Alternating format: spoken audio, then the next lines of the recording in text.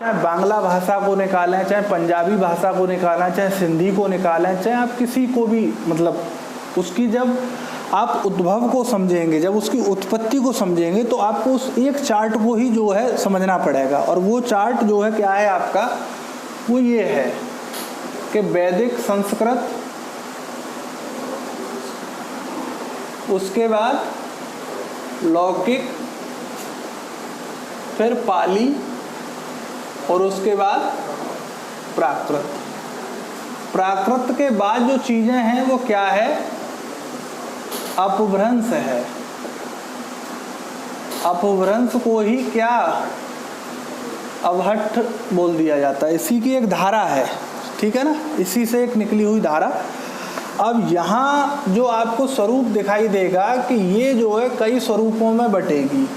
जैसे पहले में बटती है ये सौर सैनी,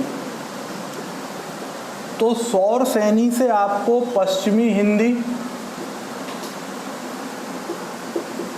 राजस्थानी और गुजराती,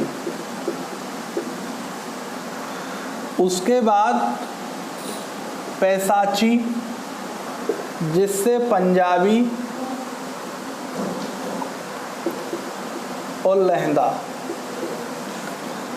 फिर आपकी ब्राचड़,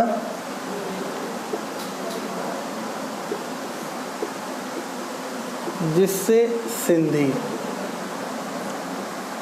खस, पहाड़ी, महाराष्ट्री, मराठी। अभी इसके मैं यहाँ लिख देता हूँ राहुल, है ना, तो कोई इशू नहीं रहेगा। अगर आप बात करें कि अर्धमागधी, तो पूर्वी हिंदी, और अगर आप बात करते हैं मागधी की, तो बिहारी, ओडिया, बांग्ला, असमिया। ठीक है, जो लास्ट टाइम आप प्रश्न पूछ रहे थे तो मैंने कहा इसको राहुल मैं जब बोलियां पढ़ाऊंगा तब आपको जवाब दूंगा। तो आप वैदिक संस्कृत को देखेंगे, फिर लौकिक को, पाली को, प्राकृत को, अपभ्रंश, अपभट्ट, इसके जब पार्ट हुए तो सौरसैनी जो है उससे तो आपकी हिंदी, क्योंकि हम पश्चिमी हिंदी मतलब खड़ी बोली हिंदी को प्रयोग करते हैं, तो हिंदी का विकास आपका किससे है, अपभ्रंश, या अपभ्रंश से भी अगर आप डाउन चले जाएं तो सौरसैनी अपभ्रंश से। राजस्थानी और गुजराती भी उसी से, पंजाबी पैसाची से, लहंदा, सिंधी ब्राचड़ से, और पहाड़ी जो है आपकी, अब ये हिंदी में ही है लेकिन ये किससे, खस से है, खस अपभ्रंश से। अभी एक मिनट, महाराष्ट्री मराठी से, और वहाँ मागधी जब आप समझेंगे तो जो बिहारी हिंदी है, या आप बांग्ला जो सुनीति कुमार चटर्जी जो इसका अध्ययन करके लाते हैं कि भाई हिंदी कहाँ से, तो उनको इन धाराओं को समझना पड़ा, तो इसलिए उन्होंने इसका वर्गीकरण किया। अब आप बोलें।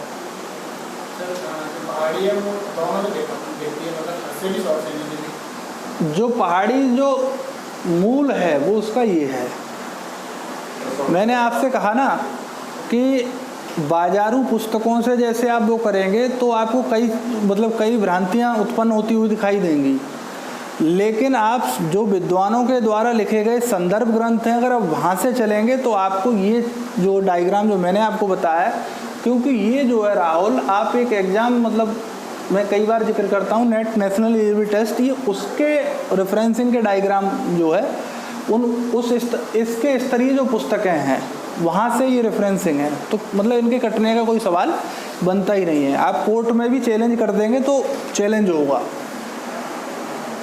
एक स्तरीय पुस्तक से है। तो अब आप समझिए कि उनको क्यों ज़रूरत पड़ी, आपको साफ दिखाई दे रहा है जब, और इसी पूरे उसको चार्ट को पढ़ने के बाद सभी लोग इस नतीजे पे भी पहुँचे कि ये 5 उपभाषाएं हैं और 18 जो है इसमें बोलियां हैं। जबकि कई जगह आपको कुछ विद्वान क्या कर देते हैं, वो 21 तक पहुंचा देते हैं।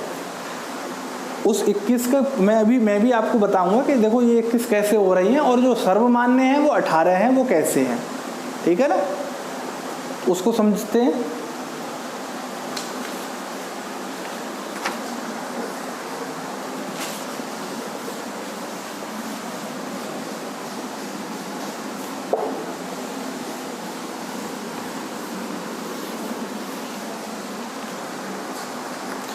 अब आप इसको ऐसे समझिए कि ये आपकी है हिंदी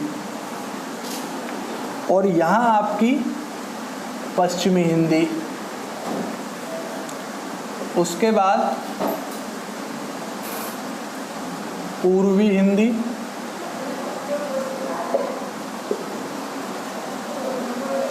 राजस्थानी,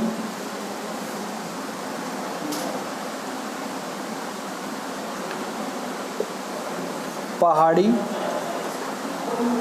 और बिहारी।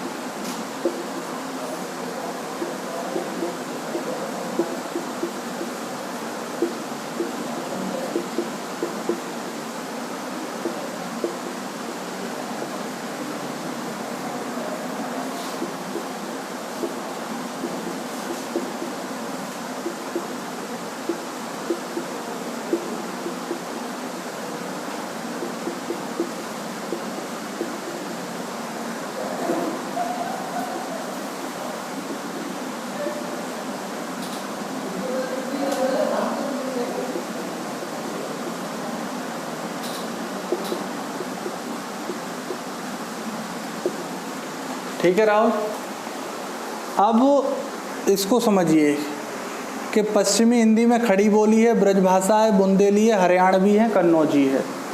पूर्वी हिंदी में अवधी है, बघेली है, छत्तीसगढ़ी है।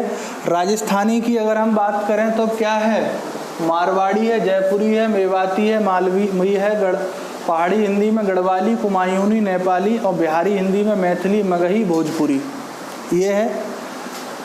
अब इसको जो है बांगरू, ठीक, और इसको क्या, कौरवी, ठीक है ना, बोला जाएगा। कुछ विद्वान कन्नौजी को ब्रजभाषा का ही स्वरूप बता देते हैं कि ये ब्रजभाषा की एक उपबोली है, बोली का भी उपबोली है, ठीक है।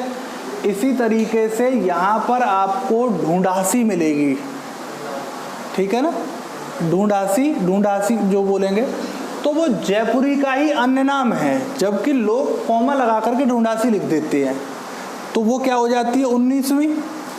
और यहाँ जो मेवाती है, मारवाड़ी, मेवाती, यहाँ इसका एक अन्य नाम और दे देते हैं, ठीक है ना, तो वहाँ पर वो एक बढ़ जाएगी। तो ऐसे करके बढ़ा दिए जाते हैं। अब हम जब इसका वर्गीकरण लिखते हैं अलग से, अभी हम इसमें एक चीज़ और करने वाले हैं, जैसे खड़ी बोली को हमने लिखेंगे, अब हम बोलियों का भी अध्ययन करेंगे। तो खड़ी बोली में जैसे उसके बोलने वाले क्षेत्र के साथ इसके अन्य नाम और किन किन विद्वानों ने रखे हैं। अन्य नाम के साथ साथ आपको ये भी पता होना चाहिए कि खड़ी बोली को कौरवी किसने कहा, ठीक है ना। आप ये तो जान रहे हैं कि कौरवी है, लेकिन किसने कहा ये चीज़। और दूसरा कि खड़ी बोली में